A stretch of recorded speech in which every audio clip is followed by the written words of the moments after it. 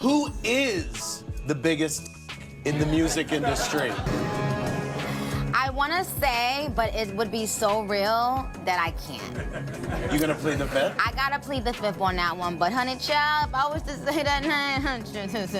Oh my God, I'm dying to hear this name. It's two names that I want to say, honey, yeah. Really? Imagine this. One of the biggest female rappers in history goes public and accuses one of the most powerful men in music of owing her hundreds of millions of dollars. Not behind closed doors, not in a courtroom, but in front of the entire world on social media. No apologies, no backtracking, just names, numbers, and accusations that shook the entire industry. And here's the part that makes it even crazier. The man at the center of it all has never responded. Not once. What happens when a former protege turns on her mentor? When loyalty turns into resentment and respect turns into open war? And in a story this big, does silence mean strength? Or does it mean there's something to hide? Because this isn't just another rap beef. This is Nicki Minaj versus Jay-Z. And the truth might be way deeper than anyone expected. Nicki Minaj just went nuclear on social media, blasting Jay-Z with some wild accusations. She's claiming he owes her a mind-blowing $200 million from the Tidal sale and even used Roc Nation to quietly shut down her career. I have no idea about their business, but if someone owed me $200 million, then I would be in court, not on X. And I guarantee you, if she ever took that to court, that would be a huge story. Jay-Z hasn't said a single word back, but Nicki didn't stop there. She doubled down, pulling up on Hav with what she calls receipts. No filters, no hesitation, just pure chaos. So here's what's going down. The Tidal bag, the $200 million accusation, and the whole Super Bowl snub. Let's start where it all exploded, the money. Because let's be real, that's what set off this entire storm between Nicki and Hav. And we're not talking a few stacks or some small label drama here. Nah, this is hundreds of millions we're talking about, straight up. To really get where Nicki's coming from, we gotta spin it back to 2015, when Jay-Z dropped his big project. Tidal, the so-called artist-owned streaming platform that was supposed to flip the music game upside down. Jay painted it as a revolution, a space where artists finally got to eat from their own table instead of scraps from the industry. He rallied some of the biggest legends to back the vision: Beyonce, Rihanna, J. Cole, Kanye West, Madonna, and of course Nicki Minaj. Each one of them was promised a 3% equity stake in Tidal in return for exclusive drops, promo power, and full-on loyalty to the brand. It was supposed to be a new era, artists in control, cash flowing, and fans getting the real deal. But now, years later, Nicki's saying the math ain't mathing, and she wants her cut. Something clearly went left, and it looks like she's done staying quiet about it. Nicki really stood on business here, no games at all. She didn't just sign on and go ghost. She became one of Tidal's loudest promoters, second only to Beyonce herself. She pushed the platform heavy on social media, dropped exclusives, and showed up front and center at that now iconic launch event. That was the one where she posed with Usher, Rihanna, Madonna, and the whole Power Squad, looking like they were ready to run the entire streaming world. The vibe in that room was electric. These artists truly believed they were building something unstoppable, something that would flip the music industry for good. But this is where things start to slide sideways. Fast forward to 2021, and Jay-Z sells the majority stake of Tidal to Jack Dorsey's company Square, now known as Block, for around $302 million in cash and stock. That's not just a win, that's a legendary payday. Now let's keep it simple. With Nicki's 3% equity stake, the math says she should have walked away with at least $9 million. That's basic numbers, nothing fancy. But according to Nicki Minaj, she didn't see a single red cent, not $1. She claims Jay-Z's team came back with an offer of $1 million, just one lonely million, to basically make the problem go away. Nicki called that move a slap in the face, an insult, and straight-up daylight robbery, all said loud on X for everyone to see. And what's really happened is that people like Nicki Minaj and also Kanye West, they seem like they were a little bit cuckoo. And I ain't gonna lie, people called them flat out crazy. They're now starting to look like they were trying to warn us of some things. She even wrote, "We've calculated about 100 to 200 million so far. Hashtag Jay-Z called me to settle this karmic debt. It's only collecting more interest. You still in my top 5 though." That post lit the internet up, and from there, the smoke only got thicker. And anyone still calling him Hav like it's sacred? Some folks say that's between them and the higher powers now. Either way, this part took a wild turn. The Breakfast Club crew jumped into the convo, and they kept it brutally honest. They said what a lot of people in the culture were already thinking, but scared to say out loud. The big question was simple and loud. If somebody really owes you $200 million, why are you tweeting instead of filing paperwork in court? That's not hate, that's logic. And yeah, that question hit hard. As of right now, there's still no lawsuit, no court filings, no judges, no court dates, just tweets. But here's the twist, and this part matters. Those tweets weren't random or sloppy. They were precise, calculated, and clearly thought out. Nicki didn't just toss accusations into the air and hope something landed. She laid out what felt like a full-on case against Jay-Z's entire operation, step by step, brick by brick. She accused him of damaging almost everything the culture values: hip-hop, football, basketball, touring, even social media platforms like Instagram and Twitter. She tweeted, "Dear Jay-Z, you ruined hip-hop, you ruined football, you ruined basketball, you ruined touring, you ruined Instagram, you ruined Twitter. The jig is up." All of this is alleged and for entertainment purposes only, but that didn't stop the reaction. The Breakfast Club couldn't even keep a straight face. The whole room broke out laughing, shocked at how bold and how wild the claims were. Dear hashtag Jay-Z, you ruined hip-hop, you ruined football, you ruined basketball, you ruined touring, you ruined Instagram, you ruined Twitter. The jig is up. All of this is alleged and for entertainment purposes only. And she also is saying, she's mentioning Desiree, who is one of Jay-Z's. You might as well say Jay-Z's the head of Doge. Jay-Z invaded Gaza. You might as well just come on, add some more to that, nigga. The internet felt it instantly, and the conversation only got louder from there. But once you strip away the jokes and the memes, the Tidal money situation is dead serious. If Nicki Minaj truly held a 3% equity stake in a company that sold for $302 million, and she got hit with a $1 million hush-style offer when the real payout should have been closer to $9 million at minimum, that's not small talk. That's a major issue. And according to Nicki, the real number is way higher. When you factor in promotional power, brand value, and years of public support, the math starts looking real funny. This isn't some misunderstanding between co-workers that can be smoothed over with a call. This feels like a corporate-level finesse, plain and simple. Nicki framed it as a straight-up violation, and she didn't mince words about how deep it cuts. She also said that once she finally gets what she's owed from Jay-Z, she plans to put that money toward charity and community moves, including a fund to help fans pay tuition and student loans. That part shifted the whole narrative. In her mind, this isn't just about her pockets anymore. She's saying it's about the barbs, about students trying to get an education, about people who could really use that support. That angle hit different. What started as a business dispute suddenly turned into a cause people could rally behind. And just when you think that's where the anger stops, nah, not even close. The Tidal situation wasn't the only thing pushing Nicki to the edge. Let's talk about the Super Bowl. In September 2024, the NFL announced Kendrick Lamar as the headliner for Super Bowl 59 in New Orleans. And for anyone who knows hip-hop culture even a little, that announcement landed like a gut punch to one specific legend, Lil Wayne. Wayne is New Orleans, born and raised, and that decision opened up a whole new layer of controversy that sent emotions through the roof. He's the heartbeat of New Orleans, the pulse, the living legend, the voice of that city. Lil Wayne isn't just a hometown hero.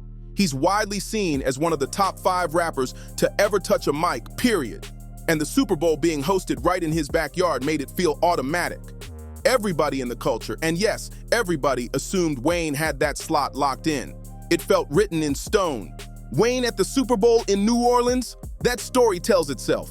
But here's where the plot twists hard. Roc Nation co-produces the Apple Music NFL halftime show, and Jay-Z's fingerprints are all over that decision-making process. So when Kendrick Lamar's name dropped instead of Wayne's, the streets instantly started asking questions. Nicki Minaj went full blast mode. She fired off a long rant aimed straight at Jay-Z on X, accusing him of denying a young black man what he rightfully put into this game for no reason other than ego. She said his issues with Birdman, Drake, and Nicki led to Lil Wayne getting punished instead. Now, you've also said that Jay-Z, Foxy Brown, and Lil Wayne were some of your biggest influences when you were coming up. What did each of them have that you wanted to emulate?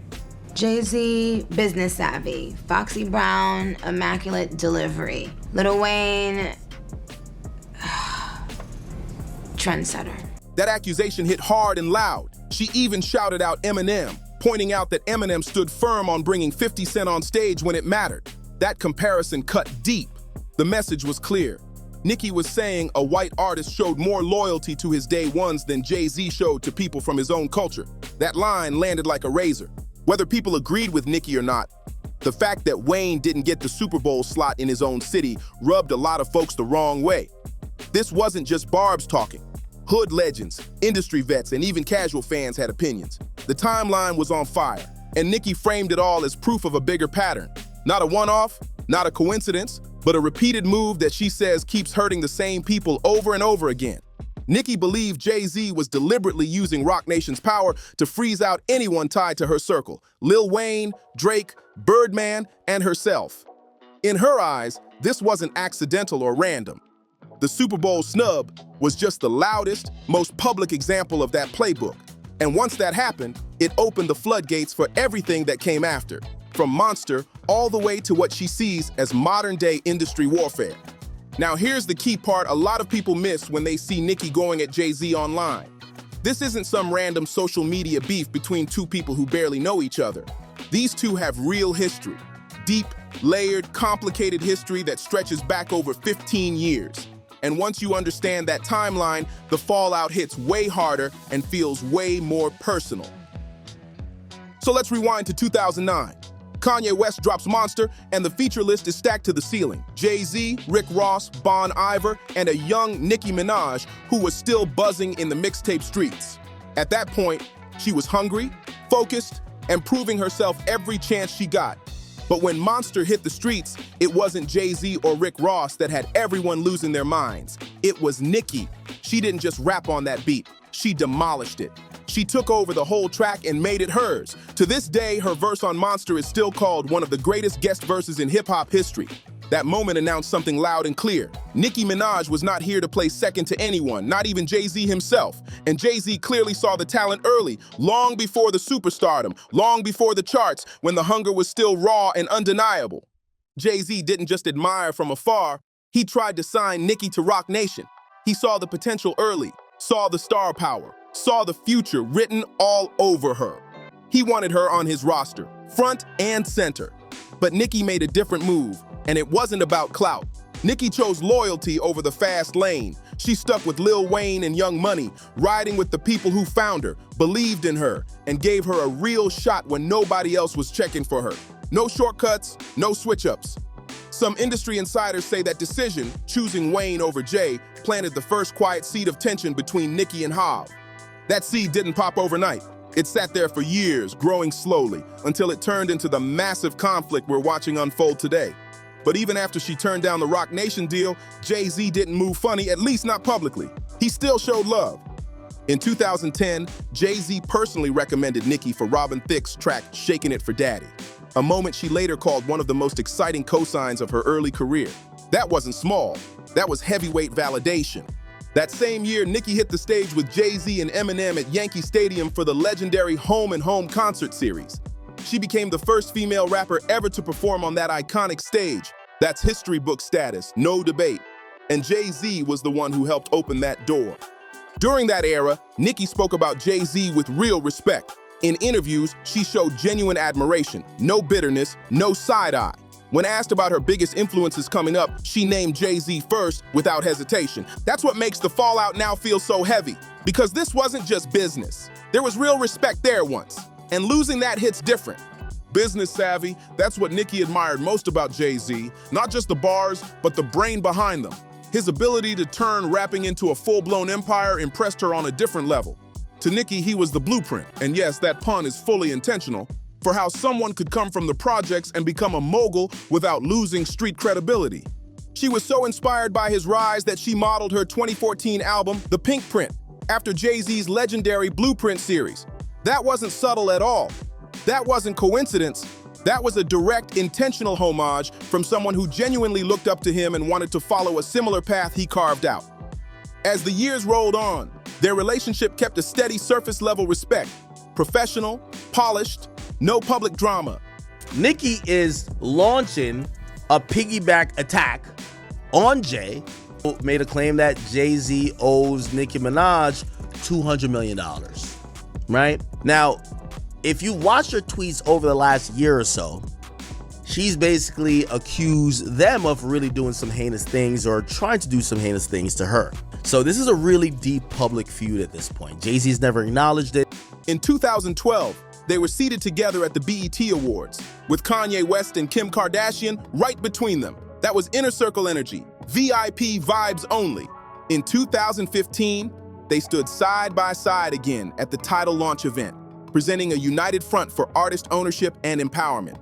Everything looked solid from the outside, and even as recently as 2022, Jay-Z and Beyoncé sent congratulatory flowers when Nicki received her MTV Video Vanguard Award. Nicki publicly thanked them, showing appreciation and grace. From the outside, the relationship looked cordial, warm even, marked by occasional generosity, respect, and professional courtesies. No obvious beef, no public tension. So the question becomes, what changed? What flipped admiration into animosity? What turned a protege's respect into a full-blown, scorched earth social media campaign? That's where the story takes a sharp left, and the answers only get messier from here. The cracks really started showing around 2021, right when that Tidal sale went through and the checks didn't land where Nicki believed they should.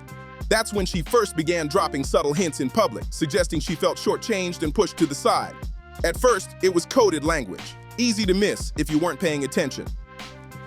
By September 2024, those hints turned into direct accusations, aimed straight at Jay-Z and his entire operation. No more mystery, no more reading between the lines. She made it clear who she was talking about and why she felt played. Then by July 2025, things escalated all the way up. Nicki started tweeting exact dollar amounts, $100 million, $200 million, naming names, tagging people, and daring anyone to step up and challenge her claims publicly. The gloves were fully off, but it didn't stop at the money. Nicki shifted her focus to Roc Nation's leadership, calling out CEO Desiree Perez directly. She questioned her background, her authority, and her role at the top of one of the most powerful management companies in entertainment. She even brought up Perez's presidential pardon and openly questioned how she ended up in that position of power. Nicki then accused Roc Nation of blackballing artists who didn't fall in line, poaching talent from rival labels using questionable tactics, and even running bot campaigns to suppress her online engagement. She claimed chart manipulation, behind-the-scenes billboard influence, and alleged that her documentary was sabotaged because it addressed the abuse she says she faced in the industry. According to Nicki, her projects were deliberately stalled to drain her financially, hoping she'd break down and come back asking for help. These aren't light claims. These are allegations of coordinated, systematic career damage. DJ Academics broke the whole situation down on his platform, pointing out just how deep and how one-sided this public war had become. And by that point, it was clear this wasn't ending quietly anytime soon. And that last point from DJ Academics is absolutely critical. Through all of this noise, there's one thing that hasn't changed at all. Jay-Z has said nothing. Not a tweet, not a statement, not a press release through Roc Nation. No subliminal bars tucked into a verse, not even a vague Instagram story. It's been complete radio silence, zero engagement, zero acknowledgement. Some people read that silence as Jay-Z staying above the chaos, boss-level composure, refusing to give energy to what he sees as distractions. In that view, responding would only legitimize the storm, so ignoring it keeps him untouchable. But there's another interpretation, and Nicki is firmly in that camp. To her, that silence feels like confirmation. The logic is simple and dangerous. If someone is publicly accusing you of owing $200 million and you don't even deny it, what message does that send to the streets? Either you're so confident the claims are nonsense that they don't deserve oxygen, or there's enough truth buried in there that responding would open doors you don't want open. Because once you speak, discovery comes next. Receipts get requested, timelines get examined, and suddenly the hole gets deeper instead of smaller. When you look at the full arc, the relationship reads like a hip-hop Shakespearean tragedy. It starts with admiration, turns into collaboration, evolves into mutual benefit, and then crashes into full-on scorched earth warfare. And somehow, the silence from Jay-Z's camp might be the loudest sound in this entire saga. But if you think this is where it peaks, think again. The Grammy meltdown, the political pivot, and what came next took things to a whole different level. If you thought the title money claims and the Super Bowl rant were the climax, strap in, because what happened during the 2026 Grammy Awards launched this feud into an entirely new stratosphere of chaos. At this point, This wasn't just a hip-hop industry beef playing out on timelines anymore. This turned into a full-blown cultural earthquake, and Nicki Minaj was standing right at the epicenter. Phone in one hand, conviction in her heart, and zero regrets in the other.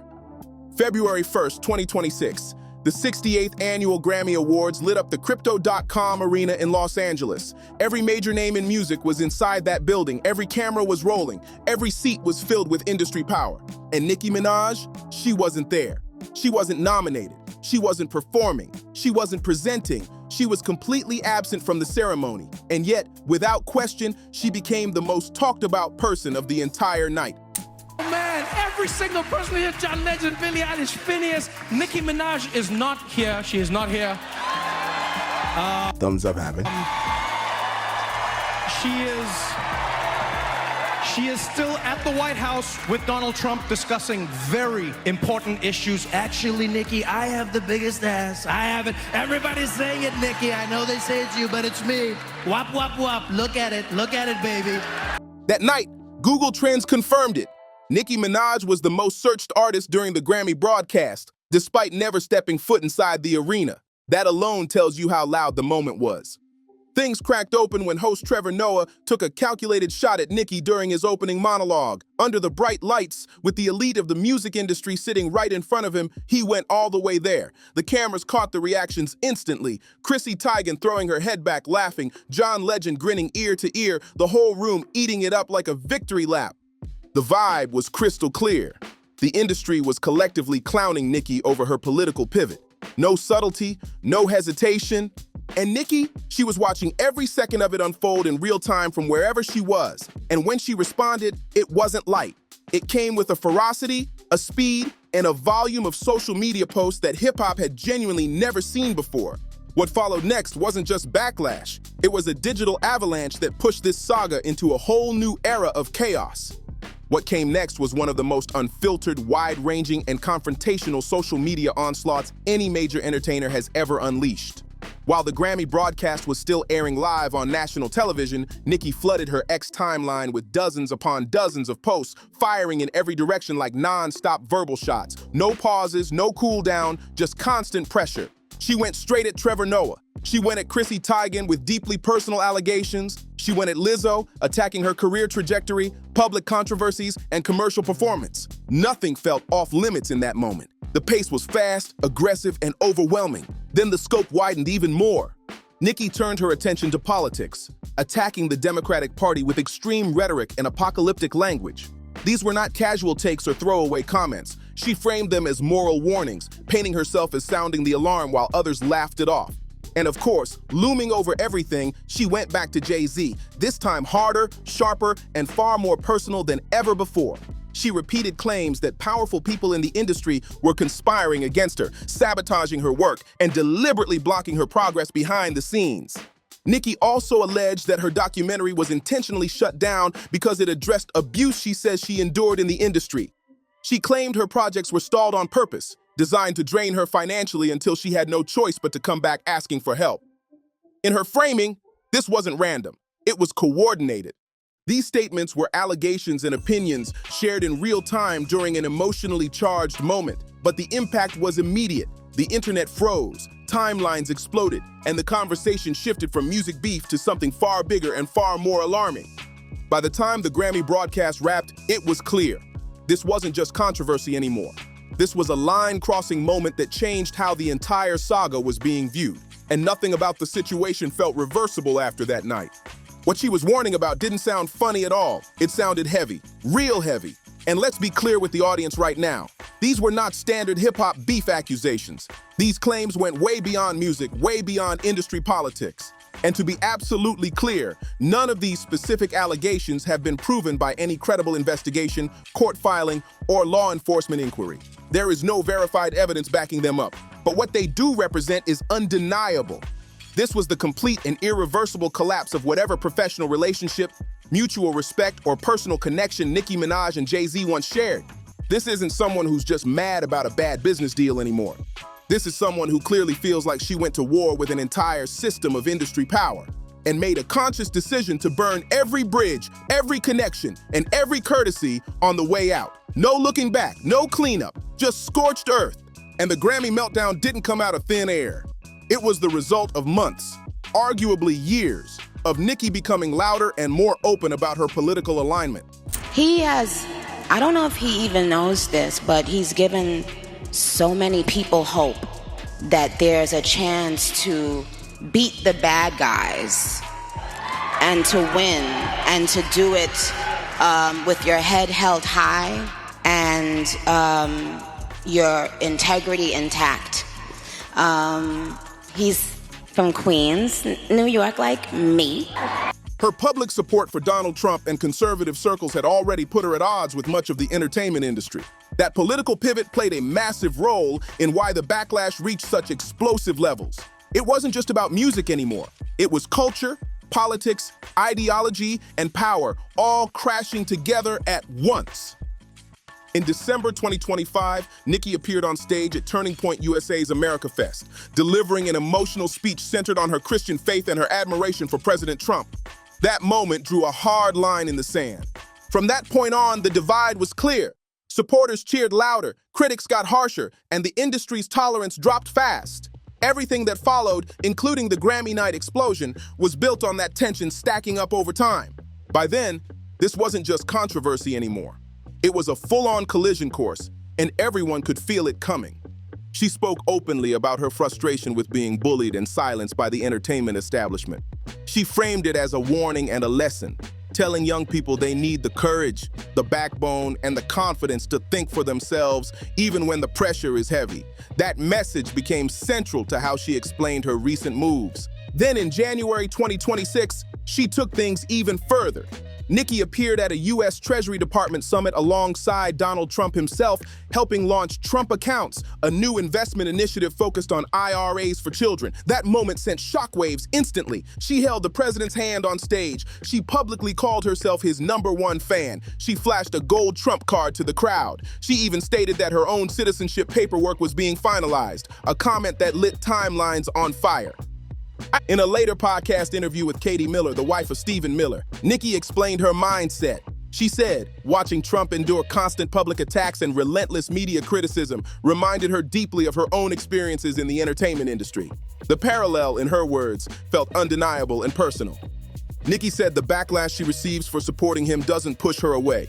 It actually motivates her to support him more. That statement poured gasoline on an already raging fire. The response was immediate and intense. Online petitions calling for her deportation began circulating and quickly gathered over 120,000 signatures in just days. The reaction was loud, emotional, and deeply divided. Many LGBTQ+ fans, a community that played a major role in Nicki's rise and long-term success, expressed feelings of betrayal and heartbreak. Former supporters accused her of turning her back on the very people who stood by her through every era and every controversy. At that point, the situation wasn't just polarized, it was fractured. Nicki wasn't just losing casual listeners. She was facing a painful rupture with parts of her most loyal audience, and the fallout was only beginning to show its full impact. Celebrities like Ariana Grande reportedly began keeping their distance.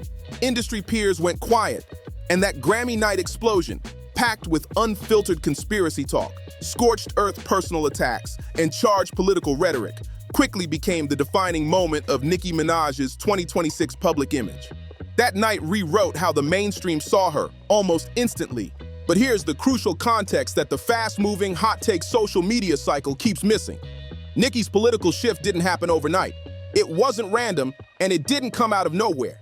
This was something that had been building for years. She'd been feeling increasingly pushed out of the mainstream music establishment long before the Grammys. The Tidal money dispute was one deep wound. The Super Bowl snub of her mentor Lil Wayne was another. Then came the long, bitter feuds with Cardi B and Megan Thee Stallion, both artists with undeniable Rock Nation connections, which only intensified that sense of isolation. On top of that, Nicki developed a growing belief that blogs, major media outlets, and streaming platforms were deliberately suppressing her side of the story while amplifying voices she saw as her opposition. That feeling, right or wrong, pushed her further and further away from the industry's inner circle. And when that inner circle is widely perceived as liberal Hollywood, the opposite path becomes clear. Conservative spaces, political figures, and audiences that welcome outsiders with open arms start to feel like refuge. That's the pipeline. Whether you agree with it, reject it, or feel conflicted about it, that shift didn't happen in a vacuum. It was shaped by years of resentment, perceived slights, and growing distance from the industry she once helped dominate. That's the emotional and professional road that led Nicki Minaj to where she stands today. It didn't happen in one moment. It was a slow build, shaped by years of pressure, disappointment, and feeling pushed to the margins. DJ Academics made a sharp observation on his show that stopped a lot of people in their tracks. He pointed out a recurring pattern. Artists like Nicki and Kanye often end up in these exact positions. Once celebrated, once protected, then suddenly isolated, labeled difficult, and pushed outside the system they helped power. That pattern feels way too familiar. Academics also raised a question that anyone following this saga needs to seriously sit with. If Roc Nation has a long history of moving fast with legal action against bloggers, commentators, and critics they don't like, and if they've openly supported Megan Thee Stallion through multiple legal battles, then why? Why on earth hasn't Roc Nation sued Nicki Minaj for the very specific, public, and damaging financial claims she's been making for over a year straight?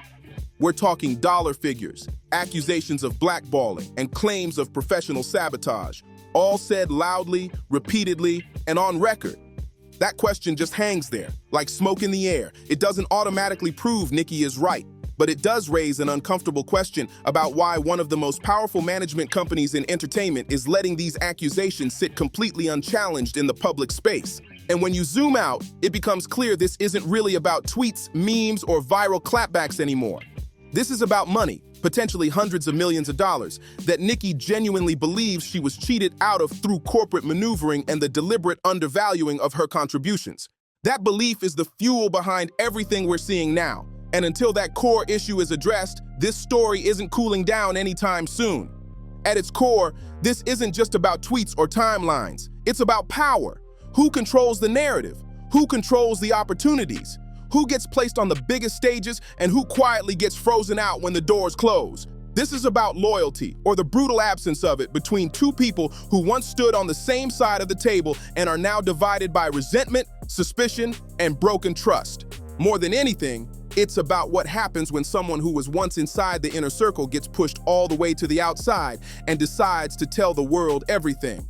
No filter, no disclaimer, no apology, just her version of what she saw, what she felt, and what she says really went down while she was still in the room. And Nicki has made one thing very clear. She's not done talking, not even close. She said she won't release another album until her contract gets renegotiated on her terms. She's promised story times that she claims will shake the entire industry, and she's warned that whatever fallout comes next, it won't be funny at all. Whether you're riding with Nicki or standing with Jay-Z, one thing is undeniable. This saga is far from over. It's still unfolding in real time, post by post, reaction by reaction. And through all of it, Jay-Z's unbroken, unwavering, almost eerie silence continues to hang over everything. And that silence might just be the loudest sound in this entire story. Now, I want to hear from you. Whose side are you on, and why? Drop your thoughts in the comments. If this breakdown helped you understand the bigger picture, hit that like button, subscribe for more deep dives, share this video, and keep the conversation going. Because this story isn't finished yet, and you already know we'll be here when the next chapter drops.